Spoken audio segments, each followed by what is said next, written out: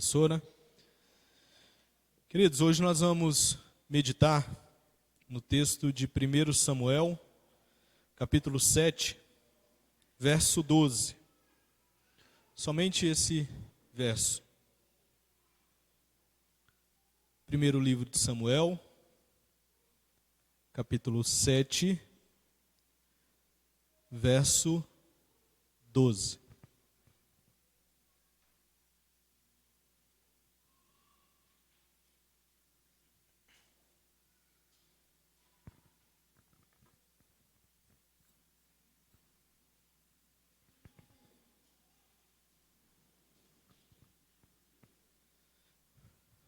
Primeiro livro de Samuel, capítulo 7, e o verso 12. Todos encontraram? Diz assim a palavra do Senhor. Tomou então Samuel uma pedra, e a pôs entre Mispa e Sem, e lhe chamou Ebenezer, e disse: até aqui nos ajudou o Senhor. Vamos orar? Pai, nós chegamos ao momento de meditarmos e refletirmos na Tua Palavra, nesse culto que é o último de 2022. Pai, nós pedimos ao Senhor que por graça, que por misericórdia, o Senhor venha falar conosco por meio da Tua Palavra. Nós precisamos ouvir a voz do Senhor, nós precisamos ser exortados, precisamos ser instruídos pela palavra do Senhor. E o Teu Santo Espírito nos auxilie, nos ajude a meditarmos na Tua palavra, para que possamos colocá-la em prática no restante desse dia e, se o Senhor nos permitir, no ano de 2023 também. Que o Senhor nos ajude a viver de acordo com a vontade do Senhor. É no nome de Jesus que nós oramos ao Senhor. Amém. Meus irmãos, se tem uma coisa que marca a trajetória de vida de todo ser humano, é o recebimento de ajuda, é a carência de ser ajudado. E isso acontece porque todos nós somos dependentes. Ninguém é autônomo como a nossa sociedade, infelizmente, tende a pensar que o ser humano ele não precisa de ninguém e que ele consegue viver independentemente. É claro que, humanamente falando, alguns momentos nós somos mais dependentes e outros menos. Por exemplo, na fase inicial da nossa vida, quando ainda éramos bebês, nós somos totalmente dependentes dos cuidados dos nossos pais. Nós precisamos deles para nos alimentar, para nos limpar, para que nós sejamos atendidos quando vier a enfermidade e por aí vai. Quando começa a fase de andar, e eu me lembro bem dessa fase lá em casa com as duas crianças, a gente precisa estar auxiliando os nossos filhos. Eles também são dependentes de ter um adulto por perto, para que possa então conduzi-los, para que possa então estar ali quando ele for cair, você tentar pegá-lo. É claro que nem sempre dá certo, às vezes levam as quedas e a gente assusta com isso. A gente precisa dos nossos pais para que a gente cresça fisicamente, para que a gente cresça moralmente, para que a gente cresça intelectualmente. Ou seja, nós precisamos de muitas ajudas no decorrer da nossa vivência. Portanto, receber ajuda é algo que marca a vida de todo ser humano. A nossa vida diante de Deus, a nossa vida cristã e a nossa caminhada na face dessa terra não é diferente. O que seria de nós se não fossem os cuidados de Deus sobre nós? Será que nós estaríamos aqui para celebrar, para adorar, para agradecer ao Senhor por mais um ano de vida, por mais um ano que se passou, se Deus não estivesse nos ajudando, se Ele não tivesse nos ajudado no decorrer desse ano? O que seria de nós se Deus não nos ajudasse a obedecer à sua vontade? A gente crê na palavra do Senhor, mas nem sempre nós estamos aptos ou prontos a obedecer à palavra de Deus. Mas até nisso a graça de Deus ela vem, nos acompanha e nos ajuda a obedecer, porque esse é o melhor para as nossas vidas. O que seria de nós, irmãos, se não fosse Deus nas nossas vidas? Essa temática da ajuda de Deus, ela está presente no decorrer desse texto, e principalmente no verso que nós acabamos de ler.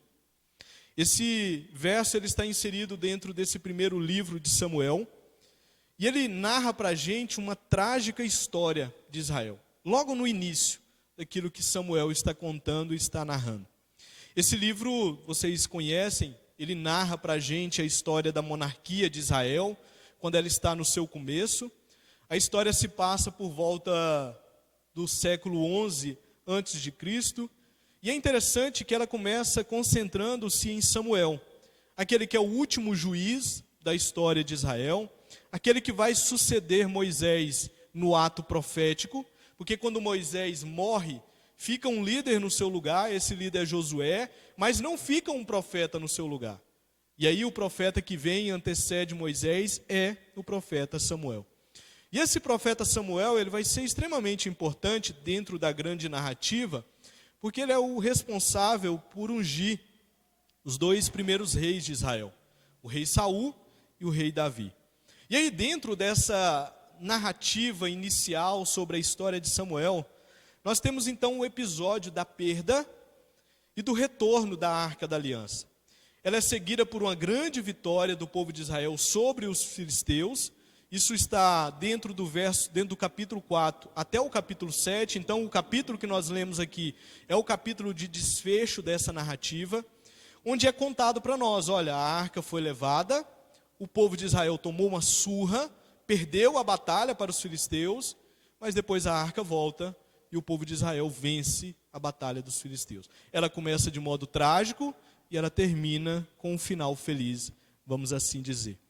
Primeiro a gente tem dentro do capítulo 4, o povo de Deus sendo então atacado pelos filisteus. Mas eles não foram só atacados, eles também foram derrotados pelos filisteus. Mais de 30 mil homens de Israel foram mortos, e para piorar, a Arca da Aliança ela foi levada para os filisteus. Eles tomaram a Arca da Aliança do povo de Israel. E eles acharam que ao fazer isso, eles estavam dominando o Deus de Israel. Então pegar a arca para si era como um prêmio naquela batalha. E ao mesmo tempo era uma vergonha e era uma humilhação para Israel. Aqueles que foram derrotados e tiveram 30 mil soldados mortos, ficaram ainda mais arrasados, porque a Arca da Aliança foi tomada. O cenário é tão triste, tão trágico nesse início, que o sacerdote Eli, recebendo notícias do fracasso na batalha e notícia da morte dos seus dois filhos, e da perda da Arca da Aliança, ele cai e ele morre. Ele estava sentado na cadeira e com a notícia ele se assusta, cai, já bem de idade, e ele então morre. O cenário ele ainda é representado de modo ainda mais trágico, quando uma das esposas dos filhos de Eli, os dois filhos morrem em batalha, fica sabendo da notícia, ela entra em trabalho de parto.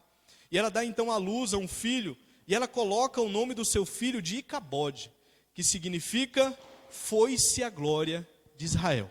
Ou seja, o cenário aqui é o pior possível. Cenário de filme de terror, o que a gente tem inserido dentro do capítulo 4 até o capítulo 7, quando a gente leu esse texto. Esse episódio mesmo trágico, ele também foi instrutivo. E ele foi instrutivo porque o povo de Israel precisava aprender que a mera presença da Arca da Aliança não garantia o favor de Deus como eles achavam que garantia. Tanto é que quando eles vão para a guerra com os filisteus no capítulo 4, eles começam a tomar uma surra dos filisteus. E aí eles têm a brilhante ideia, olha, sabe por que nós estamos perdendo? Porque a Arca da Aliança está lá na casa do profeta, do sacerdote Eli. Vai lá, busca a Arca da Aliança e traz ela para o campo de batalha. Quando a arca chegou, aí que a batalha foi mais feia ainda. E aí que mais homens morrem ainda. E por fim, essa arca então é levada. Isso aqui foi instrutivo então para o povo, para que eles entendessem que a mera presença da arca não indicava o favor de Deus, mas a submissão ao Deus da aliança, isso sim indicava o favor de Deus. Isso aqui é importante porque no decorrer da história do povo de Israel, eles tiveram essa mentalidade de que por ter algo religioso, um elemento religioso por perto, isso garantia o favor de Deus. Quem não se lembra aqui do templo que Salomão construiu? A perspectiva do judeu era, olha, enquanto a gente tiver o templo aqui em Jerusalém, podem vir nações, elas vão lutar, elas vão fazer cerco aqui em Jerusalém, mas não vão conseguir vencer. Por quê? Porque o templo de Deus está aqui. E eles se esqueceram que eles precisavam estar submissos ao Deus do templo. O cativeiro babilônico veio e se tornou realidade para esse povo. Diante de todo esse cenário, vem então a palavra de Deus a Samuel. Porque a arca, ela fica por 7 meses junto com os filisteus. E eles estavam todos felizes por ter pegado essa arca. Achado que agora a gente domina o Deus de Israel. O problema é que logo ela foi devolvida porque isso trouxe um monte de problema para os filisteus. Vocês se lembram do episódio de Dagon, onde essa arca ela é colocada? Todo dia tinha que ir lá e levantar Dagon, porque virava a noite, Dagon caía, a estátua de Dagon caía diante da arca da aliança. Todo santo dia tinha que ir lá e colocar essa estátua de Dagon de pé. E depois começou a vir uma praga de tumores para o povo filisteu. E eles disseram, olha, trazer essa arca para cá não foi uma boa ideia. E o que eles disseram? Vamos devolver. Devolve isso para os israelitas, é melhor eles ficarem com elas. E ela, então, é devolvida. Ela fica lá em uma determinada cidade, Kiriate. E ali ela vai ficar por cerca de 20 anos. Quando Davi, então, está no trono e ele resolve trazer a arca para que ela pudesse ficar agora em Jerusalém. Para que ela pudesse ficar ali no tabernáculo em Jerusalém, e posteriormente ela vai ficar então no templo. E aí que entra então o texto que nós acabamos de ler. Isso porque Samuel, ele então é levantado por Deus para chamar o povo a obedecer ao Senhor, a se curvar diante somente do Senhor, abandonar os seus ídolos, porque a idolatria estava tomando conta desse povo, e a derrota naquela batalha, ela é decorrente por causa da desobediência, ela é decorrente por causa da idolatria. E aqui então, no capítulo 7, Deus levanta Samuel e diz, olha, chama o povo a temer somente a mim. E isso o povo faz, o povo abandona os seus ídolos, se voltam para Deus, e aí os filisteus é dessa vez derrotado. Eles então lutam contra os filisteus, e os filisteus foram então derrotados. O que Samuel faz? Entra então o verso 12 que nós acabamos de ler. Samuel, ele pega uma pedra e ele coloca essa pedra como memorial. O texto diz que ela é colocada entre Mispa e Sem, que foi o local da derrota, da primeira derrota desse povo. Ele vai lá no mesmo local da derrota, agora que se transformou o local da vitória, ele vai lá e ergue essa pedra como memorial. E é notável, meus irmãos, porque esse memorial aqui, ele não tinha nele, nessas pedras, escrito o nome daqueles que morreram, porque o que se esperava é aqueles que foram para a batalha e morreram na batalha, os seus nomes viessem para essa pedra. Se eram 30 mil homens, arrumasse um jeito e colocasse por tribo, e seja, para que pudesse então ficar como memorial para as nações e para gerações futuras. Mas não foi isso. Essa pedra ela não recordava o nome dos mortos, mas ela recordava o Deus vivo. A pedra era como um lembrete de que Deus havia ajudado o povo de Israel. Tanto é que o nome da pedra é colocado de propósito. Samuel coloca o nome da pedra de Ebenezer, que significa pedra de ajuda. A ideia era que o povo daquela época fosse lembrado que Deus era um Deus que ajudava o seu povo, e as gerações futuras que viessem, passassem ali naquele memorial, naquele museu que estava ficando ali, fossem recordados dessa verdade de que o Senhor é um Deus que ajuda o seu povo. Tanto é que a explicação que Samuel dá para esse nome é: até aqui nos ajudou o Senhor. Essa é a explicação que ele coloca para a pedra. Em outras palavras, queridos, Samuel, ele olha para trás, ele lembra-se da amarga derrota que o povo de Israel teve para os filisteus, tendo até a arca da aliança capturada, e então ele reconhece a vitória dada por Deus ao seu povo. Ele diz, olha, essa vitória só foi possível porque Deus proporcionou ela para a vida de vocês, e por isso ele diz, até aqui nos ajudou o Senhor. O ponto que eu quero chegar e enfatizar com vocês é que, assim como Samuel e assim como o povo do Antigo Testamento, nós também podemos fazer uso dessa mesma declaração nesse último dia do ano de 2022. Nós podemos declarar nessa noite que até aqui o Senhor nos ajudou. Essa pedra que serviu de memorial para o povo no Antigo Testamento, para a história de Israel, continua funcionando para nós como memorial de que Deus ajuda o seu povo, e por causa disso nós hoje podemos declarar, até aqui o Senhor nos ajudou. Como eu disse no começo, o que seria de nós no ano de 2022 se o Senhor não tivesse nos ajudado? Mas além disso, Essa declaração aqui, ela também proporciona para nós alguns movimentos. E aí tem um texto do reverendo Ronaldo Lidório, no site da Ultimato, em que ele faz uma breve análise sobre essa declaração, e ele faz um movimento de olhar para o passado, olhar para o presente e olhar para o futuro. Eu vou fazer uso dos movimentos que o reverendo Ronaldo Lidório faz, para que a gente possa então pensar acerca de algumas verdades do agir de Deus sobre a nossa vida, como nosso ajudador que Ele é, e que Ele foi no ano de 2022. Hoje, lá em casa, eu ainda virei para minha esposa e falei, olha, hoje eu vou pregar um sermão de um único versículo. E aí o Cauã falou, oba, vai ser rápido o sermão hoje. E eu virei para ele e falei, não é bem assim, não é porque é um versículo que a gente vai passar tão rápido por ele. Então, desculpa frustrar vocês aqui, assim como eu frustrei o meu filho, tá bom? Mas segurem aí, mais uns 20, 30 minutos a gente caminha por essa declaração que é colocada aqui. Queridos, a declaração até que nos ajudou o Senhor, leva-nos a olhar para trás e reconhecer que em meio a terríveis batalhas, Deus não se ausentou de nós. Então, primeiro a gente tem um movimento, quando a gente ouve essa declaração, quando a gente diz ela, até aqui nos ajudou o Senhor, de olhar para trás. E de dizer e reconhecer que em meio a terríveis batalhas, Deus não se ausentou de nós. Irmãos, quantas batalhas vocês travaram no ano de 2022? Quantas batalhas foram travadas no ano de 2022? Ou será que o ano de 2022 ele foi um ano só de bonança? Só de vitória? Só de coisas boas? Hoje eu estava no supermercado e eu fico atento às coisas e eu vi uma senhora virar para a caixa, para a menina que estava no caixa e falar, olha, o ano que vem vai ser um ano de só vitória. E eu pensei comigo, impossível um trem desse. Impossível.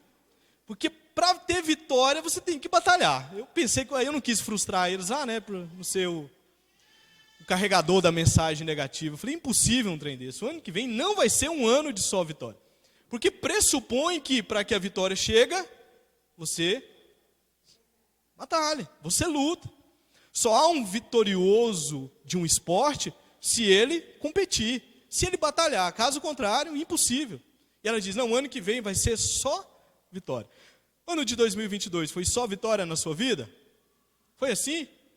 Impossível. Pergunta, ela funila um pouco mais a questão. E se nós enfrentamos batalha no ano de 2022, e pelo menos esse que vos fala enfrentou muita, significa então que Deus se ausentou de nós? É isso, queridos. Porque se a gente não tomar cuidado, nós somos tendenciosos a cair nesse tipo de conclusão. Sabe por que eu enfrentei muitas batalhas esse ano? Porque Deus não esteve comigo. Porque se Deus estivesse comigo, eu não enfrentaria batalha. Meus irmãos, na Bíblia não tem nada assegurando o povo de Deus que a gente não vai enfrentar batalha. A gente tem o contrário, Jesus virando para os discípulos e dizendo, olha, no mundo vocês vão ter tribulações, dificuldade, um monte de outras coisas. Paulo, escrevendo a Timóteo, diz que todo aquele que quer viver de modo piedoso, esse vai sofrer. É garantia de sofrimento. Não é de sucesso não, queridos. É de sofrimento mesmo. A gente não tem esse tipo de garantia. A garantia que a gente tem nas Escrituras é que em meio às batalhas, em meio aos sofrimentos, Deus caminha conosco. Ele está conosco. Ele guia o seu povo. Lembra dos amigos de Daniel? Eles foram impedidos por Deus de serem lançados ali dentro da fornalha? Não. Mas uma vez que eles foram lançados dentro da fornalha, o texto diz que havia um anjo, havia uma pessoa, um quarto elemento lá dentro, livrando esse povo dentro da fornalha. É assim que Deus age. Deus permite as batalhas para que no meio das batalhas Ele mostre para nós que Ele está caminhando conosco, que Ele é um Deus que está nos sustentando, Ele é um Deus que está providenciando o que é necessário para que a gente possa então sair daquela batalha. É possível, meus irmãos, que para alguns em 2022 tenha sido um ano mais tranquilo. Eu não estou aqui sendo negativo e dizendo que foi só tragédia no ano de 2022. É possível que para alguns aqui, olha, foi um ano mais tranquilo, foi um ano até bom, pastor. Mas é possível que para outros, e quem sabe muitos, o ano de 2022 foi um ano de muito percalço, de muitas dificuldades e de muitas batalhas. Mas, meus irmãos, Deus proporcionou toda essa realidade para nós, para que Ele nos mostrasse que por meio das dificuldades, por meio das batalhas, Ele é um Deus que ajuda o seu povo. Ele é um Deus que está do lado do seu povo. Ou seja, a gente pode olhar para trás, a gente pode olhar para o ano de 2022, fazer uma retrospectiva e fazer a mesma declaração de Samuel aqui. Até aqui nos ajudou o Senhor, e Ele nos ajudou por quê? Porque Ele esteve presente conosco, por pior que foi a situação. Por mais difícil que foi o problema, a tristeza que você teve que enfrentar no ano de 2022, o Senhor não se ausentou do seu lar. Ele esteve com você, e é por causa disso que você está aqui, no final desse ano, cultuando a Ele, glorificando a Ele, adorando a Ele, com um culto de ação de graças, pelas bênçãos que Ele proporcionou em meio às batalhas na sua vida. Nós podemos, meus irmãos, ter plena convicção de que Deus, Ele não está conosco só nos dias bons. Nos dias maus, Ele também está conosco. Quando tudo vai bem, significa para muitos que Deus está presente. Mas quando tudo vai mal, significa que Deus está ausente. Não, queridos. Ele continua também presente quando tudo vai mal. O mesmo Deus que está presente quando o sol nasce é o mesmo Deus que está presente quando o sol se põe e vem a escuridão para as nossas vidas. O mesmo Deus que está presente quando o inverno chega é o mesmo Deus que está presente quando a seca vem. Ele inicia o ano conosco e Ele termina o ano conosco. O mesmo Deus que está conosco quando a gente tem um monte de motivos para rir, é o mesmo Deus que está presente quando a gente tem inúmeros motivos para chorar. O nosso Deus é aquele que tanto nos traz consolo, como também nos traz disciplina no decorrer da caminhada. E a sua presença é a mesma a nos consolar e é a mesma a nos disciplinar. Ele é Deus, Ele cuida do seu povo. Voltando aqui para o episódio do motivo da pedra ser colocada por Samuel, no primeiro momento, pode parecer para nós que Deus permitir que os filisteus vencessem aquela batalha, levassem a arca da aliança, estava significando a ausência de Deus para com o povo. Pelo contrário, Ele estava presente e a arca da aliança simbolizava a presença de Deus para com o povo. O sacerdote Eli sabia dessa realidade. Os filhos do sacerdote Eli sabiam dessa realidade. O negócio, meus irmãos, é que Deus estava ali presente e Ele estava disciplinando, Ele estava corrigindo o seu povo. Por isso que em Samuel, 1 Samuel, capítulo 7, do 2 ao 4, a gente tem então a exortação de Deus feita a Samuel. Olha lá o que diz esse texto aí. Capítulo 7, do verso 2 ao 4. Sucedeu que desde aquele dia a arca ficou em Quiriate Jearim. E tantos dias se passaram que chegaram a 20 anos. E toda a casa de Israel dirigia lamentações ao Senhor. Falou Samuel a toda a casa de Israel, dizendo: se é de todo o vosso coração que voltais ao Senhor, tirai dentre vós os deuses estranhos e os astarotes, e preparai o coração ao Senhor, e servi a Ele só, e Ele vos livrará das mãos dos filisteus. Então os filhos de Israel tiraram dentre si os Baalins e os astarotes, e serviram só ao Senhor. Pergunta: quem estava presente aqui na situação? Quem estava faltando na situação aqui? Foi Deus ou foi o povo? Foi o povo. Qual que é a ausência do povo aqui? Eles estavam deixando de adorar o Deus verdadeiro para adorar a Baalins, a Astarotes e por aí vai. Era eles que precisavam voltar-se para Deus e não Deus voltar-se para eles. Porque Deus estava com eles. Quando a batalha foi perdida, era Deus que estava lá disciplinando, mostrando para esse povo que eles deveriam parar de confiar nesses ídolos e confiarem somente em Deus. O Deus que havia tirado esse povo da casa da servidão. O Deus que fez com que esse povo andasse pelo deserto e agora conquistasse a terra prometida. Aqui a gente está nos primórdios do povo chegando à terra prometida e começando a conquistar terrenos. Os filisteus foi uma nação que nesse primeiro momento se levantou por vezes contra esse povo. Então perceba, meus irmãos, que a presença de Deus é tanto para nos acolher, quanto para nos confrontar. Deus estava presente, disciplinando esse povo, confrontando esse povo, e Ele estava presente para acolher esse povo. uma vez que o povo abandonou os seus ídolos e voltaram-se para Deus. Então, a declaração até aqui nos ajudou o Senhor, nos permite olhar para trás e ver que as batalhas não significam ausência de Deus. O segundo momento, ele é um momento para o presente. E ele leva-nos a olhar para o presente e ver a misericórdia e graça de Deus continuamente sobre nós. Sabe por que as batalhas e as dificuldades do ano de 2022 não nos destruíram? Já parou para pensar acerca disso? Se vocês passaram muitas batalhas em 2022, por que elas não destruíram vocês? Queridos, potencial elas tinham. E muito potencial. O Covid que esteve no ano de 2021, 2020, ele estava aí no ano de 2022. Potencial ele tinha para te destruir. E tantas outras batalhas tinham potenciais para nos destruir. Por que isso não aconteceu? Será que é porque nós não merecíamos ser destruídos? E aí Deus falou, não, eu não vou destruir aquele povo lá, porque eles merecem. O povo da igreja presbiteriana do Jardim Alto Paraíso são merecedores de ficarem de pé. Será que foi isso? Não, queridos, foi porque Deus age com muita misericórdia e porque Deus age com muita graça. Quando Samuel diz, até aqui nos ajudou o Senhor, ele está dizendo, ele nos ajudou porque ele age com misericórdia para com o seu povo e ele age com graça para o seu povo.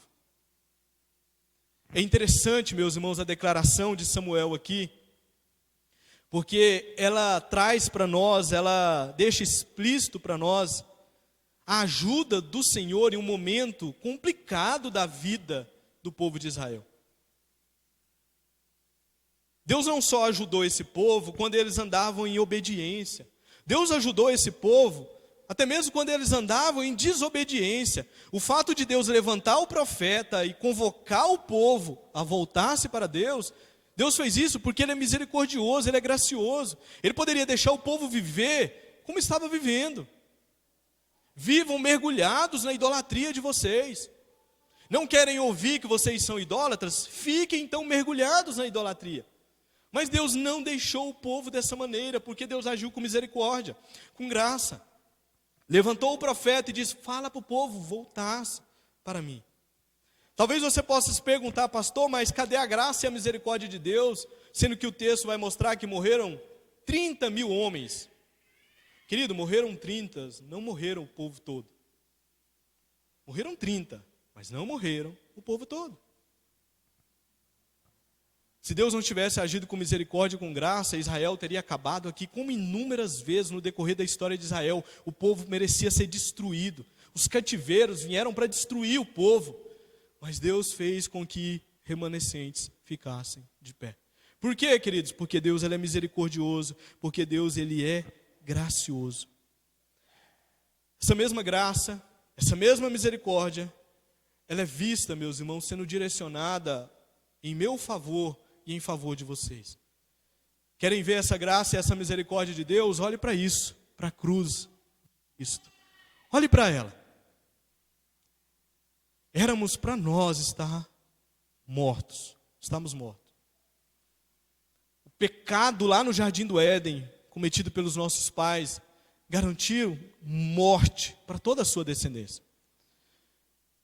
Mas Cristo vem e estampa a graça e a misericórdia de Deus, morrendo em nosso lugar, pagando o preço do pecado em nosso lugar, para que hoje nós pudéssemos estar vivos e ter vida com Deus. Ainda que a morte venha e nos leve, nos transporte para uma outra realidade, nós continuamos tendo vida com Deus. Estaremos juntos com Cristo. Sabe por que isso acontece? Porque Deus é misericordioso e Ele é gracioso. Até hoje, então, nós podemos contemplar a misericórdia e a graça de Deus quando nós declaramos, até aqui nos ajudou o Senhor. O que nós devemos fazer diante disso? Gratidão, adoração, profundo contentamento no Senhor, pois Ele está agindo com muita graça e com muita misericórdia para cada um de nós. Mas ainda há um terceiro e último movimento, e é agora de olhar para frente. A declaração até aqui nos ajudou o Senhor, leva-nos a olhar para os dias à nossa frente, com a certeza de que Deus esteve conosco até hoje, e amanhã não será diferente. Esse terceiro movimento aqui, ele é interessante, porque a declaração até aqui indica uma jornada incompleta. Quando Samuel diz até aqui nos ajudou o Senhor, ele está falando de uma jornada que ainda está incompleta.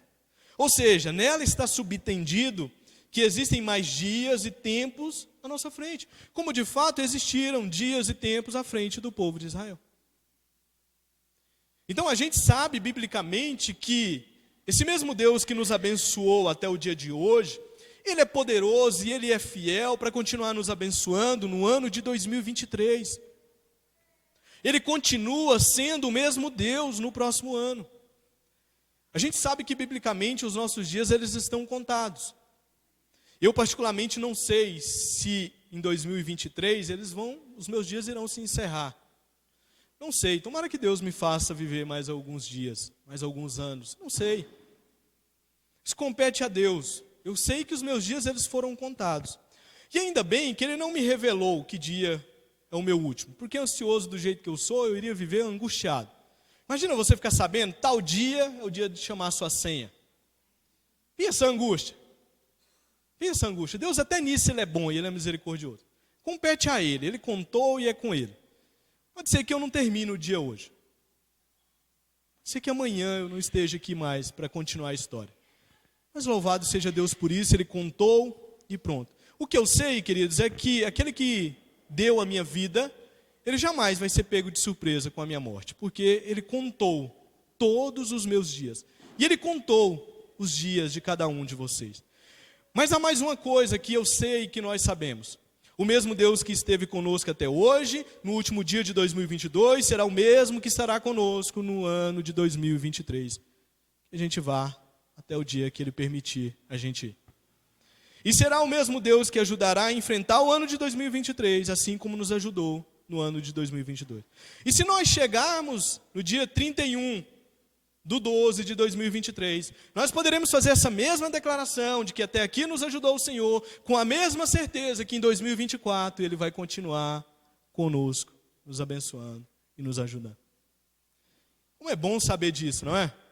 Como é bom entrar no ano de 2023 ciente dessa realidade.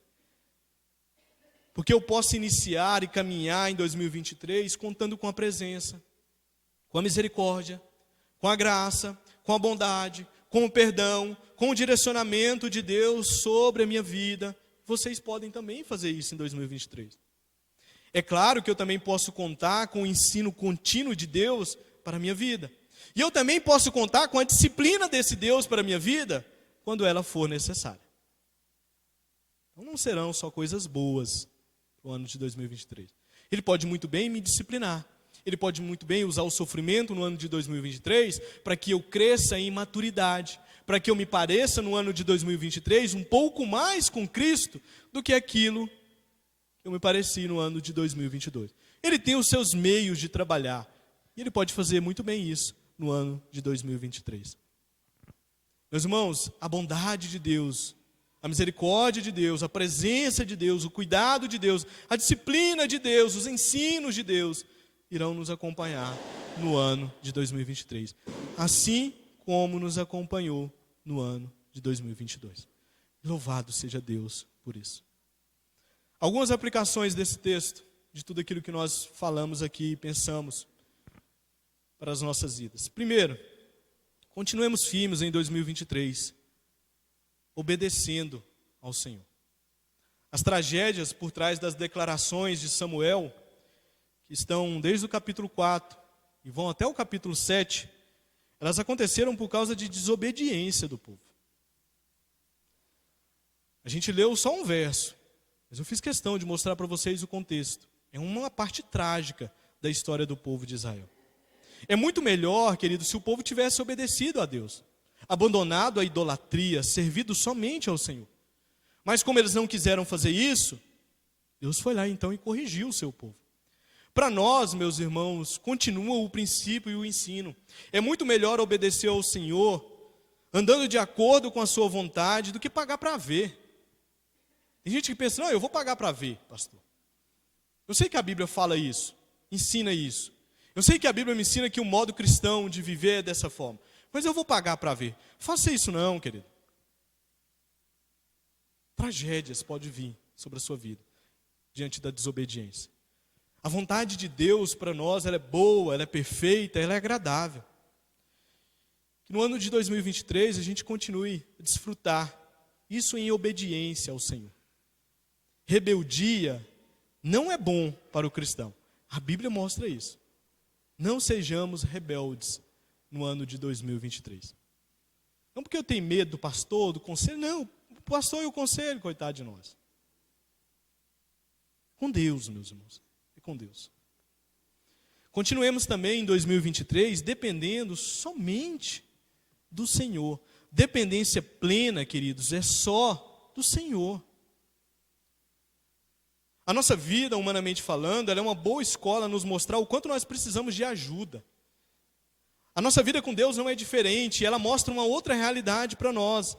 Ela mostra que a nossa dependência total e plena, ela deve ser do Senhor. Por isso, confiemos somente em Deus. Meus irmãos, cuidado com a idolatria no ano de 2023. Eu vou encerrar esse ano falando sobre esse tema, porque o ano de 2022 foi uma vergonha para muitos arraiais dentro do evangelicalismo. Teve igrejas, meus irmãos, que fecharam as portas no dia da política. Teve irmãos que deixaram de cultuar o Senhor no dia da política. Idolatria, queridos, cuidado com a idolatria no ano de 2023. O ídolo, ele pode ser até bom, meus irmãos. Mas pelo fato dele ser colocado no lugar de Deus, Deus vai lá e quebra ele. Deus vai lá e destrói ele. Não se esqueçam que os ídolos têm pé de barro. Deus quebra os pés do ídolo. Às vezes a gente pensa que a gente só faz mal com uma pessoa se a gente desejar o mal para a pessoa. Idolatra a pessoa para você ver. Deixa de adorar a Deus e passa a adorar a pessoa. Ela pode ser boa. Deus não divide a sua adoração com ninguém. Ele vai lá e quebra o ídolo. Tomemos cuidado com a idolatria no próximo ano, meus irmãos. Os ídolos, eles nos decepcionam. Deus não decepciona. Os ídolos pegam um avião e vão para outro país. Deus não pega avião e vai para outro país. Ele continua com o seu povo. Cuidado com a idolatria no próximo ano. Para que os adoradores não fiquem aí decepcionados com o ídolo que levantou. Confiemos no Senhor. O problema aqui não era outro a não ser idolatria do povo de Israel. Cuidado com a idolatria para o próximo ano. Acho que a gente já deu o nível de vergonha, sabe? O limite da vergonha alheia no evangelicalismo por idolatria chegou. Eu acho que já basta. O ano de 2022 vai ficar marcado para a história. Confie no Senhor. Ídolos decepcionam. Deus não decepciona. E Ele vai continuar conosco em 2023. Terceiro, continuemos em 2023 com um coração ensinável e contrito diante do Senhor. O povo de Israel, nesse texto, ele só presenciou a virada da tragédia para a vitória quando eles deram ouvido ao profeta Samuel. E eles se voltaram então para Deus. Ou seja, eles tiveram que ter um coração ensinável e ao mesmo tempo um coração contrito diante do Senhor. Não sejamos teimosos, meus irmãos, em 2023, persistindo no erro. Se a idolatria nos marcou no ano de 2022, não deixe ela marcar. Não vamos ser teimosos persistindo nela para o ano de 2023. Eu não sei qual foi o erro da nossa vida no ano de 2022, além desse. Na verdade eu sei, pelo menos os meus eu sei. Mas eu não posso ser teimoso de continuar e persistir nesses erros. Que o meu coração e o coração de vocês sejam ensináveis, contritos diante do Senhor, para que nós alcancemos sempre misericórdia desse Deus, graça desse Deus. Vamos viver dessa forma mesmo. Deus não resiste a um coração contrito, queridos. Não resiste. Sejamos sempre gratos ao Senhor, pois até aqui Ele nos ajudou. Essa declaração é uma declaração que continua de pé. Até aqui o Senhor nos ajudou. Que o bom Deus nos abençoe em 2023 e faça isso para a sua própria glória. Que Ele continue nos abençoando, para que no próximo ano, dia 31, aqueles que chegarem até o final. E eu espero que toda a igreja chegue até o final. Possamos declarar juntos: até aqui nos ajudou o Senhor. Amém, queridos? Vamos orar. Pai, nós agradecemos ao Senhor por esse momento de reflexão, de meditação na Tua Palavra. Te agradecemos, ó Deus, porque a Tua Palavra, ela nos corrige, a Tua Palavra, ela nos ensina, a Tua Palavra direciona os nossos passos e mostra os caminhos errados que nós pegamos. A Tua Palavra, ó Deus, é viva, ela é eficaz. Pai, que o nosso coração seja um coração ensinável, contrito diante do Senhor. Que o pecado do povo de Israel, no contexto desse texto, não seja o nosso pecado para o próximo ano. Que a idolatria não tome conta do nosso coração no próximo ano. Que a gente não deposite a nossa confiança de salvação em mais ninguém. Que nós depositemos sempre a confiança de salvação no Senhor. É só o Senhor que pode mudar a situação do nosso país. É só o Senhor que pode mudar a situação desse mundo. E a Tua Palavra nos diz que essa mudança ela está reservada para a volta de Cristo, quando novos céus e nova terra estiverem aqui. Até lá, Pai, é percalço mesmo, é dificuldade. Que o Senhor nos ajude a entender essa verdade. Pai, que o Senhor nos abençoe no próximo ano, assim como o Senhor nos abençoou em 2022. Que a graça do Senhor, a presença do Senhor, a misericórdia do Senhor esteja conosco, nos sustentando, guardando, protegendo, segurando em nossas mãos. Pai, que aquela boa obra que o Senhor começou em cada um de nós, de fato ela seja concluída, como a Tua Palavra nos diz que ela será. Para que nós possamos, ó Deus, cada dia mais nos parecer com Cristo. E no final, ó Deus, nós estaremos com Cristo para a eternidade afora. Pai, que o Senhor abençoe essa igreja.